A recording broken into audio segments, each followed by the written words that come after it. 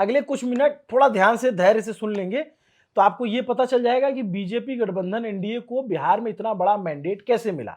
चुनाव आयोग पे जो आरोप लग रहे हैं वो कितने सही हैं, जो विपक्ष दावे कर रहा है या जो ईवीएम और वोट चोरी को लेकर बातें कर रहा है वो कितने सही है, और इसके अलावा ये इतना ह्यूज मैंडेट जो एनडीए को आया इसके पीछे का असली खेल क्या है, ये जानने समझने के लिए हम कौशलेंद्र प्रियदर्शी सर हैं। आपने इनको न्यूज़ पिंच पे पहले भी देखा होगा। इनका अपना चैनल न्यूज़ फॉर नेशन जो बिहार का एक चर्चित चैनल है और गांव देहात सब जगह पे कवरेज करते रहते हैं। सर, बिहार का जो चुनाव परिणाम है, नंबर है, नंबर के लिहाज से हम शुरू से बात करें तो ये नंबर अमित शाह जी ने जो नंबर दिया 160 का आंकड़ा, उससे बहुत आगे का नंबर है। मतलब 2 छलांग नहीं, 8-10 छलांग आगे का नंबर है। ये इतना नंबर कैसे पहुंचा? आप लोग इसकी इसकी क्या व्याख्या की है? और इस नंबर का अनुमान तो खैर किसी को नहीं था, ये तो हर कोई कह सकता है। ये लग रहा था कि सरकार रिपीट होगी, अच्छा नंबर आएगा, लेकिन 200 पार जाएगा।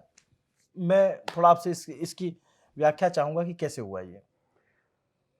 देखिए, सफलता जब मिल जाती है ना तो जीत के 100 यार होते हैं, हार का कोई होता नहीं जी।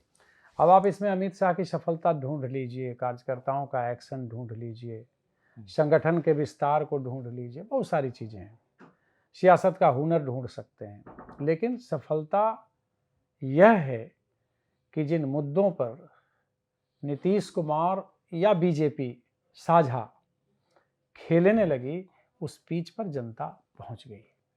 सबसे बड़ा कारण यह रहा। अब सवाल है कि क्या किसी को अनुमान था, आपका प्रश्न है कि क्या लैंडस्लाइड होगा, किसी ने अनुमान लगाया था?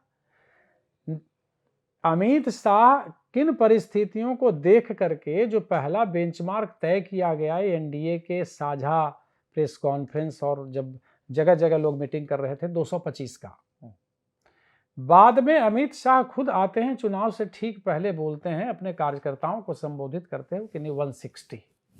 तो कुछ तो सोचा होगा कि आखिर क्या है इसमें। लेकिन अभिनव सवाल फिर से वही है कि क्या नीतीश कुमार का इस प्रदेश में कोई अपवाद है?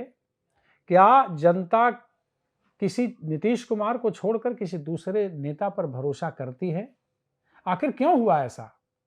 2020 के बिहार विधानसभा चुनाव को भी हम लोगों ने बहुत नजदीक से कवर किया था, तो एंटी इनकम्बेंसी साफ दिख रहा था। भारतीय जनता पार्टी जो अपने सहयोगियों को 20, 25, 30 वर्षों में खा जाती है, उसका असर भी दिख रहा था। शिवसेना जैसे उसका उदाहरण है। आने वाले समय में जदयू के साथ क्या होगा मैं नहीं जानता, लेकिन स्थितियां कुछ उसी तरफ जा रही। तो आखिर क्या जरूरत पड़ गई कि बड़ा भाई धीरे धीरे छोटा हो गया? 2010 के चुनाव में 115 सीट जीत चुके थे नीतीश और 101 में 91 सीटों पर जीत हासिल की थी। 2015 में मोदी को लेकर के चीजें बदलती हैं, थोड़ा विषयांतर हो रहा है, हम आपकी बातों पर आते हैं कि आखिर 202 सीट जीतने में कैसे कामयाब हो गए आप?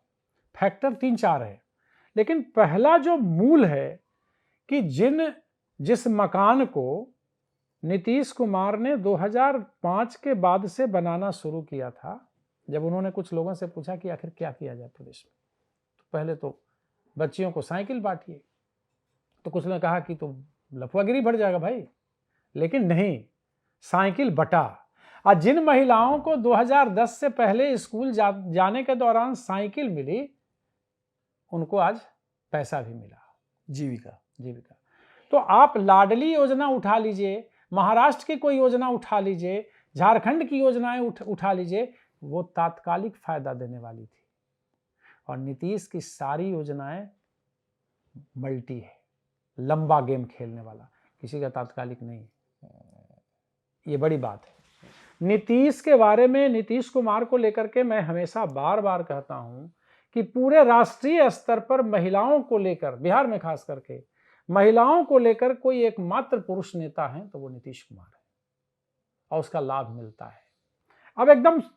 अब समझिए, आप समझिए कि बाउंसर क्या मारा नीतीश ने।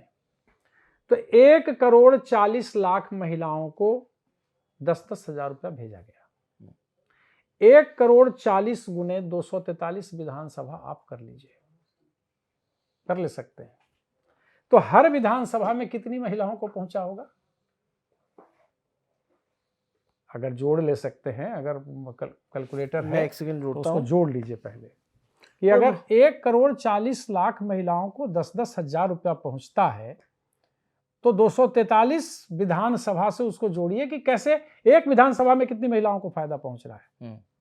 ठीक है, तो उतनी महिलाएं तो ऐसे तैयार हो गई वोटर के तौर पे, ये बड़ी बात है। और वो हर कास्ट क्रीड से ऊपर। हाँ, कुछ ऐसे जगहों जहां यादवों का गांव था वहां कैसे वोट पहुंच गया नीतीश कुमार को, वहां कैसे विवाद हुआ आपस में, दाम्पत्य, एक ही दंपति हैं, पत्नी कुछ कह रही है, पति कुछ कह रहा है। अच्छा, ऐसा हुआ? हाँ, ऐसा हुआ है, हम लोगों ने ही उसको फैक्ट चेक किया है, हम लोग गए हैं वहां। दूसरी बात, इतना तैयार हो गया ना। हाँ, ये तो बहुत पर्याप्त नंबर हो गया। 50,000 के करीब जो है सैंपलिंग, मतलब हर विधानसभा में अगर बांटा जाए तो मान लीजिए 1,40,00,000 आप बोल रहे हैं कि महिलाओं को दिया गया। हाँ, इकाई, दहाई, सैकड़ा, हजार, 10,000, लाख, 10 लाख, करोड़ हाँ, डिवाइडेड बाई 243, 57,000 अब आप कल्पना कर लीजिए, हर विधानसभा में, है ना। हाँ, ये छोटा मोटा चीज है क्या? छोटी सर मोटी लेकिन बात तो एक है बात ना? बताइए, मैं इस पे जानना चाहता हूँ, आप ये पॉइंट कंप्लीट करना चाहेंगे या फिर मैं नहीं, इसे एडिशनल कर लूं? हम बता दे रहे हैं, महिलाओं की बात हो गई, ठीक। तो जो प्रोसेस नीतीश कुमार ने 2005 के बाद से शुरू किया महिलाओं के लिए, चाहे वो पंचायती राज हो, चाहे वो 35% आरक्षण हो नौकरियों के अंदर, तो ये बड़ी बात है ना। जीविका दीदी हो, आंगनबाड़ी सेविका हो, ये तमाम चीजों को आप एक मुश्त देखते हैं ना। नहीं, ये तो इसमें कोई दो राय नहीं कि नीतीश कुमार बतौर मुख्यमंत्री महिलाओं के से संबंधित इतनी सारी योजनाएं चलाते हैं, चाहे पेंशन से हो, चाहे साइकिल देना हो, चाहे बच्चियों को स्कूल पहुंचाना हो, चाहे वजीफा देना हो, फिर आगे दाखिला कराना हो, फिर उसके बाद ये जीविका तक का सवाल। सर इसके आगे ये भी उठ रहा है कि जो जीविका के तहत पैसा दिया गया और चुनाव आयोग आंख बंद किए रहा कि बीच चुनाव में सरकारी पैसा दिया जाता रहा, इसकी वैधानिकता पे भी लोग सवाल उठा रहे हैं कि ये कैसे हो गया। फिर अभिनव, मैं बार बार इस चीज से बड़ा मतलब गुरेज करता हूं, सियासत में कोई सिद्धांत की बात नहीं होती। जब सैयां भय कोतवाल तो फिर डर कैसा, है ना। क्या यह सिद्धांत है? सियासत का सिद्धांत कहता है कि चुनाव से ठीक पहले आप इस तरह की हरकत कीजिए, किसी भी पार्टी के लिए ठीक नहीं है। नहीं, लेकिन चुनाव से ठीक पहले तो ऐलान हुआ, चुनाव आयोग की बात आप, हाँ, जो ऐलान तो हो गया ना। हाँ, ऐलान अब पार्टी बीच में आप दे नहीं सकते, लेकिन चूंकि घोषणा तो पहले हो चुकी है, अखबारों में ये चीजें सारी चीजें आ चुकी हैं, तो वो प्रोसेस है, वो जा रहा है, फिर उसमें कोई समस्या नहीं है। तो ये चुनाव आयोग को ऐसा कोई उदाहरण नहीं मिलता है कि तो ये बीच चुनाव में किसी योजना का ऐलान हुआ और उसका पैसा दिया जा, रोक दिया जाता है। आचार संहिता लगते ही तमाम सरकारी योजनाओं पे रोक लग जाती है। बिल्कुल। लेकिन जो सड़कें बन रही होती है, जो मकान बन रहा होता है, जो सरकारी चीजें मिल रही होती हैं, उन पे कोई अनाज पे रोक नहीं लगेगा। अनाज पे रोक लगेगा? नहीं लगेगा। तो जस्ट उसी तरीके से ये चीजें उनके तक पहुंची। और मैं बार बार इस चीज को कहता हूं कि ये कोई तात्कालिक परिणाम देने वाली चीज नहीं है, ये लॉन्ग प्रोसेस है नीतीश का, जो कंक्रीट बन चुका है, उसको तोड़ना बड़ा मुश्किल है। इसके लिए आप इससे एक चीज, एक बात तो साफ हो गई इस नतीजे के बाद कि पिछली बार नीतीश कुमार जो भी कम हुए या जो ताकत कम हुई, उसका एक ही वजह थी कि चिराग पासवान ने उनके बहुत सारे कैंडिडेट हरवा दिए। चिराग पासवान और उपेंद्र कुशवाहा दोनों को देखिएगा तो ये साफ पता चलता है कि कितने कैंडिडेट इनकी वजह से हारे और कितनी सीट तेजस्वी यादव लेके उड़े, जीते। हाँ, जीते। तो चुनाव कहां रह गया? 2015 का ही चुनाव हुआ ना बीच में, जब दोनों मिलके लड़े तो वही चुनाव रहा। बाकी तो फिर जहां अकेले लड़े उड़ गए। 2010 में इसी तरीके से उड़ गए जब लालू यादव पूरे पार्टी को देखते थे। 2020 में चूंकि आपसी विद्वेष था लोगों के अंदर, भीतरघात था, तो चीजें बदल गई। एंटी इनकम्बेंसी भी था कुछ लोगों का। मैंने बताया कि कंटेंट नहीं था उस दौर में। समान काम समान वेतन को लेकर के सरकारी जो शिक्षक थे 5 लाख बिल्कुल विद्रोह पे थे, लगातार आंदोलन हो रहा था। नौकरियों को लेकर के बेरोजगार, और तेजस्वी यादव ने कह दिया था कि जीतते ही पहले कैबिनेट में एक कलम से 10 लाख लोगों को नौकरी, छोटी छोटी ढंग से मतलब नौकरियों को देने की कोशिश की जा रही थी। बीच में तेजस्वी आते हैं 2 दफा, 2015, 2017 में फिर अलग, 2020 के बाद जब यह कहा जाता है कि चिराग की वजह से आपने मेरे पीठ में छुरा घोंपा। चलिए हम लोग लेकिन हैं कि 220 202 आया कैसे, हम लोग फिर वहां पहुंचते हैं। तो मैंने एक चीज आपको बता दिया। दूसरी बात, इसके लिए तेजस्वी भी खुद दोषी। हाँ, व्हाट अबाउट तेजस्वी, उनकी तेजस्वी politics? यादव की सबसे बड़ी भूल क्या थी? नारा तो दे दिया जनवरी में ही, तेज रफ्तार तेजस्वी सरकार, बड़ा अच्छा नारा था, लोगों तक पहुंच गया, पुल पुलिया सड़क सारे जगहों पे। लेकिन कहा जाता है ना कि सियासत में सक्रियता संवेदनशीलता बहुत मायने रखती है। अब मान लिया कि एक यात्रा आपने किया, फिर गैप मार दिया आप, फिर चले गए कहीं, फिर आए अब फिर कहीं चले गए, ठीक है ना। तो जब टूटन होता है बीच में तो उसको जोड़ने में बड़ा समय लगता है। अब चलिए थोड़ा सा एकदम अब सट जाते हैं एकदम, बिहार अधिकार यात्रा, SIR उसके नाम पर यात्रा, तमाम चीजें। SIR कोई मुद्दा नहीं था, लेकिन अहम समय बर्बाद किया गया यहाँ। उनके पीछे पीछे तेजस्वी घूमते रहे, राहुल गांधी अपने गेम प्लान, मतलब गठबंधन के अंदर ही गेम प्लान चल रहा था। तेजस्वी यादव इस चीज को समझ रहे थे बखूबी कि कैसे राहुल गांधी का अपना एक गेम प्लान है, और राहुल गांधी कभी मुकेश सहनी को निकट ला करके उनको दूर रख रहे थे। ये दिखाने की कोशिश गठबंधन में अपने साथियों के बीच ही प्रतियोगिता चल रही थी कि किसको नीचा दिखाया जाए, और इसका एहसास हो रहा था। मुकेश सहनी के कंधे पे हाथ रख के बाकी ये चीजें चल रही थी। उससे विडंबना देखिए कि जब चुनाव साझा लड़ना है तो CM फेस मतलब घोषित होने के लिए तेजस्वी यादव आमदा थे। SIR यात्रा हो गया, गांधी मैदान में उसका समापन हुआ। राहुल गांधी के सामने ही तेजस्वी यादव ने कहा कि हम CM कैंडिडेट होंगे, हमसे अच्छा कोई कैंडिडेट नहीं, बहुत सारी चीजें। उसके बाद क्या हुआ? अच्छा, पहले अपने मुंह से बोल दिया, खुद मुंह से बोला उन्होंने। फिर कार्यकर्ताओं की मीटिंग बुलाई, उसमें भी उन्होंने कहा महागठबंधन के CM फेस हम हैं। तब तक न माले मानने को तैयार है, न राहुल गांधी मानने को तैयार है, कोई बताने के लिए तैयार नहीं। तो वहां हो गया। दूसरा जो साथी है जिससे लगा कि अति पिछड़े वोटों का जो खीरा है नीतीश की तरफ से उलट के हमारे पास चला आएगा, मुकेश सहनी, वो डिप्टी सीएम फेस घोषित करो, डिप्टी सीएम। तो ये तो CM फेस को लेकर के अकड़ जाना और चुनाव को मझधार में छोड़ देना, ये सबसे बड़ी भूल थी। आपको याद है ना, महागठबंधन को फिर प्रेस कॉन्फ्रेंस करना पड़ा, महागठबंधन को, और मुस्लिम करंट मार दिया, डिप्टी CM का चेहरा आपने घोषित किया, वैसे महागठबंधन को प्रेस कॉन्फ्रेंस करना पड़ा। कहां? मौर्या होटल में, और वहां पूरे महागठबंधन का जो पूरा बैनर था उस पर सिर्फ तेजस्वी यादव की तस्वीर थी। तेजस्वी ने मजबूर किया। ठीक है, लोगों ने कहा, फिर CM फेस को लेकर के तमाम चीजें चलने लगी, अच्छा हुआ। डिप्टी CM को लेकर के वही चीजें हुई। तब तक तो बंटाधार हो चुका था। चुनाव के बीच में ही किचकिच शुरू हो गया। क्या भाई, तो क्यों बारसलीगंज तुम दे दिए, क्यों यहाँ मुजफ्फरपुर हम क्यों नहीं खड़े होंगे, फला जगह हम क्यों नहीं खड़े होंगे, हम भी खड़े होंगे। तब तक न मुकेश सहनी के सीट का पता है, कांग्रेस कह रही कि मुझे इतनी सीटें दे दो, हम इतनी सीटों पर खड़ा करेंगे। प्रेस कॉन्फ्रेंस होता है, उसके बाद हुआ, रात में सिंबल दे करके तेजस्वी यादव खुद बुलाते हैं लोगों को, कुछ सिंबल ये वापस लेते हैं, कुछ इनको सिंबल वापस लेना है। ये किचकिच जो हुआ ना, यह भी एक बड़ा कारण बना। आप चुनाव में क्या संदेश देना चाहते थे? तीसरी बात, अब आप वादा ऐसा कर रहे हैं कि यहां के सारे लोगों को हम कोई नया ग्रह खोज रहे हैं, वहां लेके चलेंगे। तो भाई, आप होता ना कि कई बातें व्यवहारिक होती हैं, कई बातें सैद्धांतिक होते हैं, कई बातें उससे भी ऊपर उठ गई होती हैं। हर घर सरकारी नौकरी वाला जो होता। तो भाई, भरोसा जीतना अपनी बातों को रख करके आप कैसे करिएगा? ये जब सवाल आपसे पूछा जाता है तो आप कहते हैं कि आउट ऑफ बॉक्स है, समय आने पे बता देंगे। आपको पता नहीं है कि कितना बजट है बिहार का और कैसे कैसे बजट बढ़ा है। एक समय था ना कि हाँ, विकास दर -0.4 था, एक समय था ना ये सारी चीजें। तीसरी जो सबसे अहम बात, जैसे आप अभी कुछ देर पहले बात हो रही थी तो आपने कहा कि भाई गाली दे रहे हैं, लेकिन जब वहां गए तो भय उत्पन्न हो गया। अरे भैया नहीं, तो लोगों के अंदर कई जगहों पे जब अति पिछड़ी जातियों के बीच, दलितों के बड़े बड़े गांव में जाने के बाद यह महसूस हुआ कि लोगों के अंदर अभी भी भय है, उनके अंदर एक डर सा है।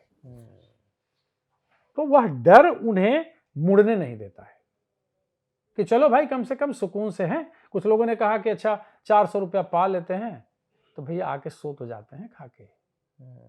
बहुत बड़ी बात है, बहुत बड़ा मैसेज है। वो एक तरफा गया वोट। हाँ, एक तरफा गया। ईबीसी वर्ग का जो वोट था। हाँ, और जो जैसे होता है ना कि 2% वोट का स्विंग है तो कमाल कर देगा। और यहाँ तो इस बार तो 8% का अंतर हो गया। 8% का 9 पॉइंट कुछ, तो बहुत बड़ा अंतर हो गया। बहुत बड़ा अंतर हो गया। और हम लोगों ने बात भी की थी ना कि कैसे वोट प्रतिशत बदलता है तो सरकारें यहाँ वापस आती हैं। पहले ही वीडियो में हमने चर्चा किया था कि भाई आप ही ने कहा था कि सरकार ये जो धारणा है, जिससे कई सारे पत्रकारों ने कहा कि इतना वोट परसेंटेज बढ़ा है तो सरकार बदल जाएगी, लेकिन आम धारणा बना ली गई। हाँ, आम धारणा। लेकिन आपने उस दिन ही हमारे वीडियो में बहुत स्पष्ट कहा था और हम लोगों ने भी कहा था, आपने उदाहरण समेत बताया था कि कैसे सरकार की वापसी हुई और इस बार तो एकदम प्रचंड वापसी हुई। प्रो इनकम्बेंसी दिख रहा था। होता है ना कि एक हमारी जिजीविषा है ना भाई, अब नीतीश को हटाना होगा। ये कहीं भी 20 वाले चुनाव में तो एक बार दिख भी रहा था कि एंटी इनकम्बेंसी थोड़ी है कुछ, जैसा आपने बताया कि भाई तमाम उसके कारण थे और फिर तमाम घेरेबंदियां भी थी। ये चुनाव तो वैसे लेकिन मैं सर एक चीज जानना चाहता हूँ, संजय यादव को लेकर बहुत चर्चा है। संजय यादव क्या तिलिस्म है? संजय यादव को लेकर के बाकी तमाम चीजें आप जानते ही हैं। तेजस्वी से उनकी दोस्ती कैसी होती है, कैसे होती है, वो नौकरी छोड़ करके क्यों नहीं, बहुत सारे लोग नहीं जानते, आप बता सकते हैं। तेजस्वी यादव के वो मित्र हैं, हरियाणा के रहने वाले हैं और क्रिकेट के मैदान में जैसा बताया जाता है उनकी दोस्ती हुई और वहाँ से जब उस दौरान ये संभवतः इंजीनियरिंग के छात्र थे, काम करने चले गए। लेकिन जब तेजस्वी यादव की एंट्री राजनीति में हो जाती है, पॉलिटिक्स में, तो कोई तो एक सहपाठी चाहिए ना ऐसा जिस पर विश्वास किया जाए, जो ज्ञानी हो, जो रणनीति बनाता हो, जो पढ़ा लिखा हो। तो उन्होंने हरियाणा से संजय को बुला लिया। संजय धीरे धीरे विश्वास पात्र हो गए। उस समय प्रशांत किशोर की भी एंट्री हो चुकी थी बिहार के अंदर। और 2010 के बाद मोदी की वजह से नीतीश कुमार, होता है ना कि भाई मेरा पैरेलल है, ये अब प्रधानमंत्री का उम्मीदवार होगा। उसमें कोई ऐसा नहीं था कि हिंदू और हृदय सम्राट और बाकी चीजें, ऐसा नहीं था गोधरा दंगा। उस समय तक चीजें बदल चुकी थी बहुत। नीतीश को लगा कि ये मेरा पैरेलल था, अभी प्रधानमंत्री हो जाएगा। आडवाणी के करीबी थे, अटल के करीबी थे, तो उन्होंने सीधे रिजेक्ट कर दिया। क्योंकि सिद्धांत की राजनीति नीतीश करते रहे, तो रिजेक्ट किया। तो ये साथ में चले गए, नीतीश साथ में चले गए उनके। और लड़ाई हुई। प्रशांत किशोर को लगा अरे भाई समीकरण ही ऐसा बैठ गया कि जीत तय थी, मोदी का कोई प्रभाव नहीं पड़ा। मैं बार बार इस चीज को कहता हूं कि बिहार में कास्ट के सहारे कुर्सी का मैनेजमेंट होता रहा है। जाति की छाती पर बिहार की राजनीति नाचती रही है, आज भी है, उससे कुछ अलग नहीं है। बशर्ते समीकरण पूरा बैठ गया। तमाम जातियां मिल करके अगर एक ऐसे नेता पर विश्वास करता है जिसमें अवगुण की मात्रा मात्र 2-3-4% हो। नीतीश जैसा मुख्यमंत्री कहाँ है अभी बिहार के पूरे अगर प्रदेश में देखते हैं, कौन सा कोई अवगुण बताइए। अब स्वास्थ्य का खराब होना, बाकी चीजें होना अलग बात है, लेकिन एक तो है ना भाई कि कहां से परिवारवाद, स्वयं का कोई भ्रष्टाचार का कोई केस नहीं है, कोई ऐसा जिन चीजों के लिए लोग एकदम दर्द से छटपटाते थे कि कैसे आएंगे, हर बसावट तक रोड है। मैं कोई प्रवक्ता नहीं हूं उनका, लेकिन हम जो खुद देख रहे हैं, हम तो उस दौर को भी झेले। मैं एक चीज आप इसमें ऐड करना चाहता हूं। देखिए, चुनाव के बाद विपक्षी दल आरोप प्रत्यारोप कुछ भी लगा सकते हैं, वोट चोरी और इस तरीके की बातें, ईवीएम को लेकर गड़बड़ी की बातें। भाई 23% की वोट मिला है और इसको ये कहना कि उनको ज़्यादा वोट मिला है तो सरकार इनकी कैसे बन गई, एक लॉजिकल बात जो हम लोग को समझ में है कि भाई तेजस्वी यादव 147 सीटों पे लड़े तो उनको 23% वोट आया। बीजेपी 101 सीटों पे लड़ी तो उसको 21% के करीब वोट आया, 20% कुछ वोट आया। अगर बीजेपी उतनी सीटों पे लड़ती तो उसी रेशियो में 29% वोट मिलता बीजेपी को। ये लॉजिक की बात है, लॉजिक की बात है। अगर जिसको नहीं मानना है उसकी। दूसरी चीज जो सर बता रहे थे उसका क्रक्स मैं आपको बताऊं। बीजेपी जब हम चुनाव यहां कवर कर रहे थे तो बीजेपी का जो साउथ इंडिया का कार्यकर्ता है ना, मान ली तमिलनाडु का होगा या कर्नाटक का होगा या केरला का होगा, कहीं का भी होगा, आंध्र प्रदेश का होगा, यहां तक के कार्यकर्ताओं को हमने यहाँ पर्चा बांटते देखा। उसको हो सकता है भाषा न समझ में आ रही हो सकता है, और बड़े बड़े नेताओं को तो आप छोड़ दीजिए, मतलब राजस्थान के सतीश पुनिया, उनकी जात बिरादरी का एक भी वोट नहीं, वो गली गली प्रचार कर रहे हैं। आप जाके देखेंगे तो केशव प्रसाद मौर्य चुपचाप जो है होटल में, मुजफ्फरपुर के होटल में रहते हैं और पूरा मैनेजमेंट करते रहते हैं, पूरे चुनाव में एक एक लोगों से मिलना, फीडबैक करना। ये इमोशनली ये बात कही जा सकती है कि एक लड़के को हराने के लिए इतने सारे लोग लगा दिए गए, लेकिन जो बीजेपी मेहनत कर रही थी, जो उसके नेता मेहनत कर रहे थे जिस तरीके से सर, और तमाम बड़े बड़े नेता, CR पाटिल लगे हुए थे, अमित शाह खुद लगे हुए ये थे, तमाम जिले में लोग थे। स्वतंत्र देव सिंह जैसा पूर्व अध्यक्ष जितने थे, BD शर्मा मध्य प्रदेश, सारे लोग पर्चा बांट रहे थे और उनको पता था कि अभिनव अगर नाराज हैं तो चले जाते थे उनके घर। बिल्कुल। अमित शाह को यहाँ रहने की क्या जरूरत थी? लेकिन तो एक मुखिया से मैं इसमें ये चीज ऐड कर रहा, और दूसरी चीज इसकी इनकी लड़ाई किससे थी? विपक्ष में कौन लोग थे? RJD और कांग्रेस और VIP ये गठबंधन के साथी हैं, लेकिन क्या ये 5 साल एक मत रहते हैं? 5 साल आप देखेंगे नीतीश कुमार और बीजेपी भले अलग अलग हो गई, लेकिन जब से सरकार में रहते हैं तो एक अनुशासन का पालन करते हैं, एक गठबंधन धर्म को निभाते हैं। 5 साल जो अभी विपक्ष की राजनीति होती है, उस राजनीति में भी आप आपस में लड़ते हैं। आपका जो गठबंधन होता है वो सड़कों पे नहीं दिखता है, एक मत होकर विरोध करते, प्रदर्शन करते, सरकार के लिए जब जनता के लिए मुद्दे उठाते नहीं दिखता है। और फिर जब चुनाव में आप अचानक से आकर के गठबंधन करते हैं तो वो भी गाड़ी ऐसे जैसे ब्रेक मार के ऐसे रुकती वैसे रुकती है, और 12-15 सीटें ऐसी होती है जहां सब लड़ जा रहे हैं, आप सब लड़ जा रहे हैं, तो आपका गठबंधन भी ठीक से नहीं हो पाता है। तो प्रॉब्लम यहाँ है। तो इस प्रॉब्लम को एड्रेस करने के बजाय सिर्फ ये आरोप डाल देना कि उसने ये कह दिया, इसने ये कह दिया, ये सिर्फ अपने कार्यकर्ताओं और अपने समर्थकों को संतुष्ट करने के लिए, वैचारिक रूप से कुछ बोलने के लिए दे देने जितना बस लगता है। आप क्या सोचते हैं इस पे? नहीं देखिए, अब फ्रेंडली फाइट पता नहीं किस तरह का फाइट होता है। मैंने कहा कि अगर आप चुनाव लड़ रहे हैं और एक ऐसे व्यक्ति से लड़ रहे हैं जिसपे आरोप बहुत नाम मात्र का है, और आप कहते हैं कि मेरा ही मुद्दा चुरा ले रहा है, तो आपका मुद्दा तो चुरा ले रहा है, ठीक है, आप इसी बात पे, लेकिन वो मैसेज आप गांव देहात तक नहीं पहुंचाते हैं। घोषणा पत्र में आप किसानों का कहाँ जिक्र करते हैं, अनाजों का जिक्र कहाँ करते हैं? हर घर को नौकरी देने की बात करते तो हैं, अच्छी बात है, आप कोई गलत बात नहीं कह रहे थे, पढ़ाई, दवाई, सिंचाई अच्छी बात है। तेजस्वी पलायन की बात प्रशांत किशोर कर रहे थे, कहाँ कोई गलत कर रहे थे? शिक्षा व्यवस्था अच्छा हो, कहाँ कोई गलत बात है? लेकिन आप कन्विंस कितना कर पाते हैं? सामने वाला वो कितना कर रहा है? डाटा देने से नहीं होता, सिर्फ डाटा दे दिए, यहाँ लोगों को आटा भी चाहिए। अब उस पर आप जितना कानून निकालना है निकाल लीजिए। सर एक बात है, जैसे मैं वो आपसे पूछ रहा था कि तेजस्वी ने एक दौर में नारा दिया A to Z की पार्टी, लेकिन उसकी जब पोस्चरिंग होती, स्क्रीन पे जब दिखता है, तो स्क्रीन पे तेजस्वी के आसपास A to Z नहीं दिखता है। एकामन यादवों को उन्होंने टिकट दे दिया 143 में भी। एकामन 143 में एकामन कितना हुआ? बहुत कल्पना करते हैं? बिल्कुल।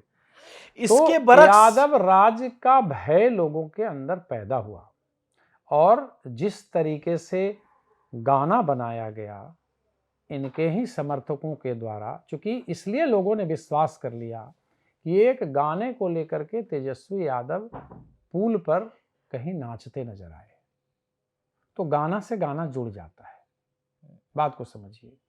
तो एक गाना को लेकर के, वो राजद के लिए गाना था, अच्छा था, प्रचार के लिए गाना था, बनाया गया था, लेकिन उसके बाद गाना पर गाना बनने लगा, छर्रा, कट्टा, ये सब सारी चीजें। अंततः प्रधानमंत्री को एक मंच से बोला, और जिस मंच पे आने वाले थे तेजस्वी यादव, उस मंच पर एक छोटा सा नन्हा सा बच्चा सिक्सर और गोली और कट्टा की बात कर रहा था। तो आप कल्पना कर सकते हैं कि आज जिस आधुनिक युग में हम जीवन जी रहे हैं, जहां पढ़ाई लिखाई, दवाई, सिंचाई की बात तेजस्वी यादव कर रहे हैं, और उनके ही मंच से एक बच्चा कहता है, जब उनसे प्रश्न पूछा जाता है तो कहते हैं कि सबको मुझसे क्यों जोड़ देते हो? जोड़ेगा ना, जोड़ेगा, इसलिए कि आप गाना पे चुनाव से पहले डांस कर चुके हैं। उस पे तेज प्रताप यादव आप ही के इलाके में जाकर के कहते हैं कि अरे विधायक आपका डांस कर रहा है, हम आपको राशन पानी देते हैं, बाढ़ वाले, तो गिरते पड़ते तो वो भी जीते। तो कई फैक्टर है, तेजस्वी यादव स्वयं भी इसके लिए, हम संजय यादव पर आप बात कर रहे थे, संजय यादव, अगर कोई व्यक्ति एक ऐसा आप मित्र ले आए अपने अगल बगल कि वो आपका आंख, कान, नाक तीनों बन जाए, तो आप अंधे भी हो गए, बहरे भी हो गए ना, आपकी सुगंध भी चली गई, तो प्रॉब्लम तो हो जाएगा। जब आप निर्भर हो जाते हैं किन्हीं चीज़ों को लेकर करके, जैसा मार्केट में एक बड़ा ये है, और लोगों को ऐसा लगता है कि कोई बाहरी व्यक्ति आकर के, कैसे परिवार में विद्रोह क्यों हो रहा है? तेज प्रताप यादव संजय यादव को लेकर बार बार जिक्र करते हैं कि जयचंद है, और हम तो अभी यही रोहिणी बात आचार्य- आपको कह रहे थे कि सफलता मिली कब भाई? सफलता मिली 2015 में, जब प्रशांत किशोर थे। प्रशांत किशोर को भी लगा कि हमने रणनीति बना दी तो जीत गए। वो जातीय समीकरण का परिणाम था। नीतीश का अपना एक मादा था, वो लालू यादव का वोट बैंक, जो पैक वो मुसलमान यादवों का, इधर जो लालू यादव तेजस्वी इनके साथ अति पिछड़ों का वोट था। फिर बीजेपी अकेले हो गई, 55 से 60 सीटों पर सिमट गई। तो इसमें कौन सी बड़ी चीज थी? अब 2020 आ गया, तो 2020 में उनके पास कंटेंट था, चिराग इधर थे, उपेंद्र कुशवाहा उधर थे, सब लोग बागी बन चुका था, तो नीतीश सौंधे मुंह गिर गए। उसमें किसी का कोई बहुत बड़ा जादू नहीं था भैया, ठीक है ना? संजय अच्छा। यादव का कोई बहुत बड़ा रणनीति नहीं था उसमें। तो अब जब लगा लोगों को, इर्द गिर्द जो उनके परिवार के लोग हैं उनको राजनीति में भी आप ला रहे हैं, सब चीज कर रहे हैं, उनकी बात जब नहीं सुनी जा रही, एक व्यक्ति जब ऐसा दिखने लगा कि हाँ भाई सीट पे वही बैठ रहा है, सबसे अच्छा सिपह सलार वही है, उसी की बातें सुनी जा रही है, हमारी बातें नहीं सुनी, तो विद्रोह का स्वर आ गया। ऐसा सिस्टम चलाने वाला व्यक्ति सिस्टम बन गया। हाँ, ऐसा नहीं, किसी भी रागिनी यादव या रोहिणी आचार्य का मैटर क्या है सबको पता है। रोहिणी आचार्य जितना एग्रेशन से पूर्वक प्ले करती थी और उनकी खबरें आती थी और नीतीश सरकार पे जिस तरीके से वो हमला करती थी, इसमें कहीं कोई शक नहीं कि बड़ा सोशल मीडिया पे वो एक्टिव रहती थी। लेकिन घर का मसला बाहर आ जाए, इससे बड़ी कोई गंदगी हो सकती है क्या? इससे पहले जब उन्होंने विवाद हुआ था तो तेजस्वी यादव बाहर आकर के बताए थे कि मैं दीदी के गोद में खेला हूं, उनसे बड़ा हुआ हूं, वो राजनीति किडनी विडनी वाली बात। लेकिन आज कितना, मतलब एक प्रकार से आप कहें कि घिन आ रहा है ना, कि वो दिल्ली जा रही हैं तो वहां बोल रही हैं, यहाँ एयरपोर्ट पे बोल रही हैं, सोशल मीडिया पे ट्वीट कर रही हैं। जब उनके प्रवक्ताओं से सवाल पूछा जा रहा है तो वो कह रहे हैं कि भाई ये घर का मसला है। लेकिन वो कह रहे हैं कि सवाल तेजस्वी यादव, उनसे रमीज और क्या है संजय यादव। रमीज कौन है भाई? रमीज कौन है? सोशल मीडिया देख रहा है। आशान या कोई और एक आदमी है, अदनान, कितना केस है उस पे? कैसे रमीज पे शायद कोई केस रमीज पे केस है। संभवतः जो बताया जा रहा है कि कुछ मामले हैं, बड़ा गंभीर आपराधिक मामले है ना? तो आप किसको अपने साथ रख रहे हैं? खैर सर, इससे इतर में ये आपको एक बात आपने जो बोली ना, 51 यादवों को टिकट दिया, टिकट वितरण पे जो आपने जी, इस मामले में अखिलेश यादव जी की रणनीति आप देखेंगे तो बिल्कुल अलग थी। आज बीजेपी केंद्र में पूर्ण बहुमत से नहीं है, इसके पीछे सबसे बड़ा योगदान अखिलेश यादव का है कि उन्होंने बीजेपी को उत्तर प्रदेश में रोक दिया और अप्रत्याशित तौर पे इतनी सीटें जीत ली जितना बीजेपी ने कल्पना नहीं की थी। तो इसकी एक वजह थी, अखिलेश जी ने टिकट का वितरण ऐसा किया कि परिवार के 4-5 लोगों को छोड़ करके और मुस्लिम उम्मीदवारों में 4 उम्मीदवारों को छोड़ करके सब अलग अलग जातियों के लोगों को टिकट दिया, जो परिणाम में रिफ्लेक्ट हुआ, क्योंकि वो एमआई के खांचे में सिर्फ नहीं बंधे, जिसमें एमवाई जो है पीडीए नजर आ रहा था, जिसमें जी जिसकी बात कर रहे हैं, अयोध्या जैसी सीट जीत गई ना समाजवादी पार्टी। बिल्कुल। तो यहाँ पे मतलब उससे सीखने के बजाय उसके उल्टा किया गया, तो उसका नुकसान हुआ, आप ये कहना चाह रहे थे? बिल्कुल। मैंने क्या कहा, जैसे ही आप इतने यादवों को टिकट देते हैं तो लोगों में लगा कि भाई यादव राज फिर आ जाएगा, लोगों को ऐसा लगा। और उसके बाद इनके समर्थक हैं या नहीं हैं, झंडा लेकर के क्या कोई प्लानिंग है लेकर के जिस तरीके से मतलब जो इनके खिलाफ विपक्ष के नेताओं को गाली देना, देखिए भाषाई दरिद्रता जो है ना अभिनव, वो बहुत आपको घात पहुंचाता है। हम लोग खास करके ऐसे इलाके से, मगध के इलाके से हैं जहां किसी भी किसान के पास 100 बीघा और 150 बीघा जमीन नहीं हुआ करता था, लेकिन भाषाई दरिद्रता ने वहां नक्सलिज्म को रोप दिया, पैदा कर दिया। जो भाषा इतनी गंदी थी कि नक्सली खुद ब खुद आ गए, उनको जगह लोग देने लगे, वो आहत हो गए। तो भाषाई दरिद्रता भी कभी कभी आपके लिए खतरनाक हो जाती है, आपकी पार्टी के लिए खतरनाक। अच्छा, एक और इस वीडियो में आखिर में हम ये बात कर लेते हैं, थोड़ा आवाज उधर से आ रही, रोक दीजिएगा। What about Prashant Kishor? प्रशांत किशोर ने, देखिए मुद्दा उन्होंने जरूरी उठाया, नैरेटिव उन्होंने पूरे देश में खड़ा किया, बिहार चुनाव के सबसे बड़े कीवर्ड के तौर पे उभरे क्योंकि जो बाहरी प्रदेश में लोग बैठे हुए थे उनकी नजरें प्रशांत किशोर और उनके उम्मीदवारों पे बहुत थी। वो बड़े कई सारे पढ़े लिखे विद्वान पत्र भी उतारे उन्होंने। प्रशांत किशोर की पार्टी की इतनी दुर्गति, सब ये मान रहा था कि सीट भले ना आए लेकिन 8-10% वोट आ जाएगा। इतनी दुर्गति प्रशांत किशोर के जनसुराज की हुई, इस पे इसकी क्या वजह रही? देखिए, मुझे तो कुछ पहले से एहसास होता था। पहला जो मुझे जो लगता है कि आप पेड स्टाफ से पार्टी नहीं चला सकते। उसके लिए पहले समर्पित कार्यकर्ताओं की फौज चाहिए। ठीक है, यात्रा करके वो जगह जगह जा करके लोगों के बीच में पलायन का मुद्दा, शिक्षा का मुद्दा, स्वास्थ्य का मुद्दा, रोजगार का मुद्दा बिल्कुल डाटा के साथ दे रहे थे। लेकिन इससे पहले भी उनका आंकड़ा रणनीति कई दफ़ा असफल रहा, कई राज्यों के अंदर, आप उसके गवाह हैं। लोकसभा में भी बार बार कह रहे थे कि प्रधानमंत्री 300 सीटों से ज़्यादा मतलब ये आएंगे। लेकिन जिन लोगों ने बदलाव देखा है ना यहाँ, अंधकार वाले रूम में एक प्रकाश की टिमटिमाती किरण से उनको जीवन मिला है, वो इन चीज़ों को समझते हैं। प्रशांत किशोर जिस जेन जी को लेकर के बहुत सतर्क थे और जिन बुजुर्गों को कहा करते थे कि भाई आप वोट अपने बच्चों के लिए दीजिए, तो अब ऐसा लगे ना कि बड़ा एकदम क्या उसको बोलिएगा कि बहुत गंभीर परिस्थिति और बहुत बड़े क्रांति की जरूरत है। प्रशांत किशोर जब नीतीश को लेकर के, नीतीश कुमार को जब बोलते थे जिस एग्रेशन के साथ या इनकी टीम के लोगों के बारे में, तो लगता था कि बड़ा पर्सनल खुन्नस निकाल रहे हैं। बड़ा पर्सनल लगता था। ठीक है, सम्राट चौधरी, अशोक चौधरी, नहीं, सम्राट चौधरी की बात छोड़ दीजिए, नीतीश कुमार को लेकर के ही जिस तरीके की उनकी भाषा थी और जुबान थी, उससे लगता था गलत बात प्रशांत किशोर नहीं कर रहे थे, अच्छी बात कर रहे थे, लेकिन एरोगेंसी थी, इसमें कहीं कोई शक नहीं। पहली बात, पेड स्टाफ से आप पार्टी नहीं चला सकते। दूसरी बात, कहीं से आईएएस आ गए, कहीं से आईपीएस आ गए। अरे राजनीति का मिजाज और राजनीति का नब्ज दूसरा होता है यार, और बिहारियों के मन को समझना सबसे बड़ा टफ है। आप बाहर से आए, पैराशूट बन के गिरे, यात्रा शुरू किए और सोचे कि सियासत का सूरज बदल देंगे। लोगों को अच्छा लगता है सुनने में, व्यूज आ जाएंगे, भीड़ जुट जाएगी, लेकिन वो चीज परिवर्तित नहीं होता है वैसे। तो प्रशांत किशोर बिल्कुल यहाँ के लोगों को नब्ज को समझने में, टटोलने में, टटोला तो ठीक, लेकिन समझने में नाकामयाब है। तीसरी बात, अभिनव, किन लोगों को आपने टिकट दिया, किसे दिया टिकट?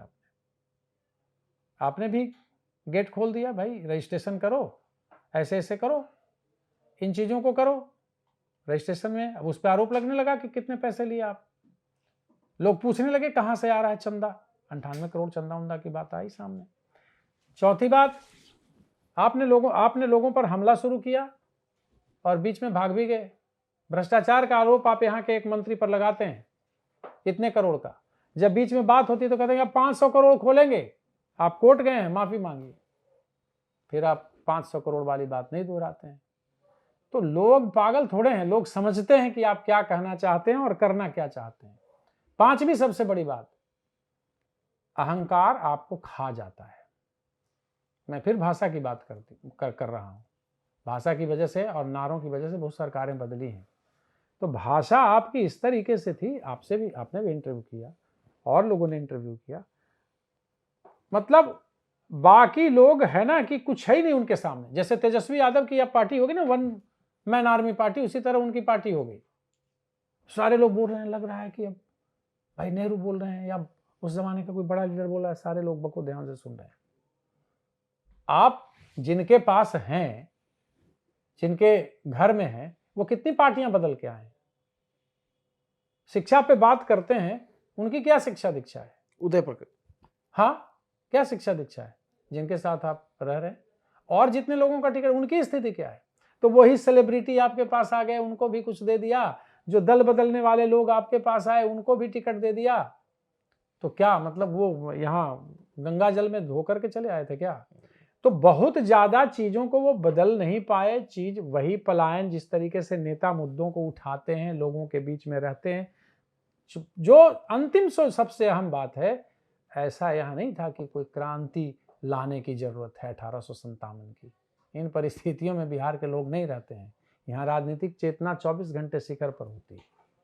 चाय के दुकान पर भी लोग मस्ती से बात करते हैं, और एक दरवाजे पे मैं अपने ही 2 चचा को लड़ते देखा है कि भाई हम वामपंथी हैं, तुम दक्षिणपंथी, और शाम में लोग साथ में खाना खाते हैं। लेकिन अंतिम में वोट ठोकने के समय सोच समझ लेते हैं कि वोट हमारा बर्बाद न जाए। तो एक वो वजह भी रही कि भाई मान लीजिए जो महागठबंधन का वोटर है, उसको लगा बात तो ठीक कर रहे हैं लेकिन वोट दे दें तो एनडीए न जीत जाए। हाँ एनडीए वाला कहा यार बात तो ठीक कर रहे हैं लेकिन दे दें तो महागठबंधन न जीत जाए। हाँ बिल्कुल। अब आंकड़ा थोड़ा सा देख लीजिए ना भाई, कि अगर मान लिया कि जाति गणना हो गई बिहार के अंदर, बड़ा मुद्दा बन गया, वहां चला गया। अब जाति गणना तो हो गया तो बढ़ई समाज के लोग भी अपना नेता मान रहे हैं, कुम्हार समाज के लोग भी कह रहे हैं कि हमको भी दो। अब किसको कितना मिला ये तो वक्त बताएगा, लेकिन सवर्ण कितने जीत गए? 33 जीते राजपूत, 14 जीते ब्राह्मण, 25 जीते भूमिहार, एनडीए से ओवरऑल सब ओवरऑल की मैं बात। और 2 जीते कायस्थ। कितना हुआ भैया? 33-25 कितना हुआ? 58 14 ब्राह्मण कितना हुआ? 62 नहीं 72 2 लाला 74 कितना प्रतिशत हुआ? 243 का। आप जरा कल्पना कीजिए, हो गया ना। तो सवाल इसका नहीं है। देखिए ऐसे कहा जाता ना कि राजनीति में बहुत आप बकवास नहीं कर सकते। एक जो चीज है ना, राजनीति में मित्र कठिन है, स्व से उठा चरित्र कठिन है, एक जुआरी के अड्डे पर वातावरण पवित्र कठिन है। राजनीति आज भी उससे अलग नहीं है। आदम गोंडवी का नाम सुना? बिल्कुल। अरे मुलायम सिंह यादव के साथ कितने दिन थे? कविता ही लिख दी। काजू भुना प्लेट में भिस्की गिलास में, राम राज उतराया विधायक निवास में, पक्के समाजवादी हैं तस्कर हो या डकैत। लोगों को बुरा लगेगा जैसा तो खैर लिखने वाला है ना, वाला तो फिर निकल लिए बेचारे वहां से। इसलिए बहुत संवेदनशील होकर के राजनीति करना सबके बस की बात नहीं है। अगर आप संवेदनशील हैं तो आप उस तरीके से बात राजनीति ना कीजिए। और एक आखिर में बात, मतलब मोटा मोटी लोगों को समझ में आ गया होगा चुनाव में क्या हुआ है। आखिर में एक बात ये भी कि जब भी कोई दल जीतता है तो जीतने वाले की तो तारीफ होती है, हारने वाले को भी अपनी समीक्षा करनी होती है। अब उस समीक्षा के क्रम में लालू प्रसाद यादव को अगर आप देखेंगे, उनकी पॉलिटिक्स में उनको भी एक ही बार अपने दम पे बहुमत मिला, वो था 1995 का चुनाव। उसके बाद 2000 में भी बहुमत नहीं मिला था, वो जीते थे, बड़ी पार्टी बन के उभरे थे। झारखंड टूटा, फिर कैसे सरकार बनी, वो तो देखिए अभिनव, एक बात लालू प्रसाद यादव के बारे में समझना जरूरी है। लालू प्रसाद यादव की कोई, जब वो राजनीति के मैदान में थे ना, तो उनकी बड़ी कोई महत्वाकांक्षा नहीं थी। आज भी शिवानंद तिवारी ने लिखा है कि हम भैया जेल में बंद थे, शिवानंद तिवारी लिखते हैं कि उन्होंने कहा कि राम लखन यादव टाइप नेता हो जाए कि नहीं के। तो मतलब ऐसा नहीं था, वो आदमी विचार का बड़ा ये। हाँ, जिस दौर में, जब मुझे भी याद है कि सवर्णों के डर से, या जो ताकतवर जात था, गरीब वोट तक नहीं देने जाता था, गरीब वोट तक नहीं देने दिया जाता था गरीबों को। आपका गांव है, वहां बूथ है, 5000 लोगों की संख्या है, आप आइए, 2 फायरिंग इधर से किया गया, 2 फायरिंग इधर से किया गया, आप बूथ तक आइएगा कैसे? आपके अंदर डर हो गया, वोट नहीं देना। लालू प्रसाद यादव ने उस तबक को तोड़ा। लालू प्रसाद यादव ने वो, मतलब लोगों के दिमाग में आशा आकांक्षा के दीपक को जरूर जलाया। लोग वोट देने लगे, परिसीमन हुआ, उनके गांव में बूथ पहुंचा, जनसंख्या बड़ी स्वाभाविक है, गरीबों का मनोबल हुआ, वो ये जाने लगे वहां तक, ब्लॉक तक नहीं जाने दिया जाता था। इससे कोई गुरेज कहां है? लालू यादव नेता बन के उभरे, लेकिन उसको संभाल नहीं पाए। नहीं, मैं दूसरी इसमें एक बात और ऐड कर रहा था कि लालू यादव के बुके में या उनके आसपास कई सारे नेता भी दिखते थे, सिर्फ पॉलिटिकल मैनेजर नहीं दिखते थे। उनके पास अब्दुल बारी सिद्दीकी दिखते थे, जगदानंद सिंह दिखते थे, शिवानंद तिवारी दिखते थे, और भाई और भी बहुत सारे बड़े नेता रहे। और एक वो जो अलग अलग जातियों के नेता दिखते थे, तो वो वोट भी खींचते थे ना, वो तस्वीरें भी तो क्राउड पुलर होती थी ना। सत्ता का नशा बड़ा खतरनाक होता है। 95 में मैंने एक उदयन शर्मा, रविवार के बड़े पत्रकार थे, तो एक लेख उनका पढ़ा था हिंदुस्तान में मैंने, लालू के रावण ग्रंथि के शिकार। बड़ी शानदार लेख लिखा था कि कैसे शरद यादव से वो कहते थे, और उनके माथे पे, मैं अपनी बेटी के माथे पे हाथ रख के कसम खाया था कि भाई मुझे बनाया जाए। जब राम सुंदर दास वगैरह लड़ रहे थे, हम नहीं के बदलो, उस समय रामविलास, नीतीश कुमार, सारे लोग साथ थे, है ना। तो उस आलेख को मैंने पढ़ा था, और धीरे धीरे कैसे 92 का भी किस्सा आप सुनेंगे, कैसे नीतीश जी अलग रास्ता अख्तियार, वो तो लंबा कहानी हो जाएगा। अभी तो हम और धीरे धीरे नहीं, आपने जो कहा ना कि एक मंच था उनके पास, जो लोग लेकर के आते थे वोट को, ये करते थे, तो वो सवर्णों का जो एक प्रकार से आप जो कुछ लोगों की मानसिकता थी, और 90 की राजनीति से पहले तो आपस में ही लोगों में राजपूत आगे की भूमियार आगे की ब्राह्मण आगे, कौन किसका मुख्यमंत्री होगा, क्योंकि इनके क्लच में बहुत सारे वोट होते थे ना। 90 के बाद लालू प्रसाद यादव ने इन चीजों को बदला। हालांकि दारोगा राय ही मुख्यमंत्री बने तो चीजें बदल गई, फिर पिछड़ा का झंडा बुलंद हुआ उसी दौरान, और यह तय हो गया कि आगे आने वाले समय में सवर्णों से कोई मुख्यमंत्री नहीं होगा। ये अलग कहानी है, लेकिन लालू प्रसाद यादव ने इन चीजों को तोड़ा और बाद में उस पर खुद बैठ गए और खुद उसको खा गए। बिल्कुल, यही बात है कि बहुत सारी चीज़ें सिखाती है। बिहार की राजनीति लंबी है। खैर, इस बात से बहुत सारे लोग जो बिहार की पॉलिटिक्स में इंटरेस्टेड होंगे, मैंने सोचा कि एकदम तफसील से खुद भी समझा जाए, और चूँकि हमारा दर्शक बहुत रैशनल है और वो चीज़ों को ध्यान से सोचता समझता है, तो हम ऐसे लोगों के पास जाते हैं जो न्यूट्रल बातें करते हैं और ऑब्जेक्टिविटी के साथ नहीं छोड़ते हैं, किसी भी वक्त में ऑब्जेक्टिव रहते हैं। वैसे सर के साथ हमने बात की, कौशल सर ने पूरी कहानी आपको बताई, पूरी जो राजनीति यहाँ की चल रही है। आगे जो कुछ होता रहेगा न्यूज़ पिंच आपको दिखाता रहेगा। अभी बहुत सारी ग्राउंड रिपोर्ट्स आना बाकी है। जीत हार का मंथन चलता रहेगा। नमस्ते, अभिनव पांडे नाम है मेरा, मेरे साथ कैमरे के पीछे मेरे साथी तौफीक है, इसको एडिट करेंगे असद। देखते रहिए न्यूज़ पिंच। शुक्रिया।